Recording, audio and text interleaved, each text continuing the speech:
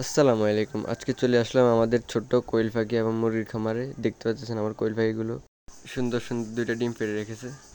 এখানে আমার 15 পিস কোয়েল পাখি আছে, যার মধ্যে থেকে আমি 14-15টাই ফ্রাই ডিম পাই। এখন দুইটা সকালে পেড়ে রেখেছে দেখতে পাচ্ছেন, যার মধ্যে দুইটা ভালো একটা চামড়াওয়ালা ডিম দিছে। হয়তো এটা জিঙ্কের অভাবে দিছে, ওদেরকে জিঙ্ক ওষুধটা খাওয়াইতে হবে।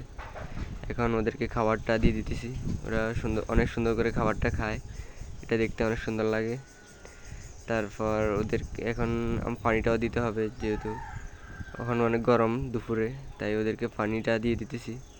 পানির সাথে এখন ওদের মিক্স করব রেনা ডাব্লিউএস, যেটা মাল্টিভিটামিন নামে পরিচিত। এটা পাখি হোক বা মুরগি, গরমের মধ্যে এটা ওদের দখলটা কাটিয়ে উঠতে সাহায্য করে।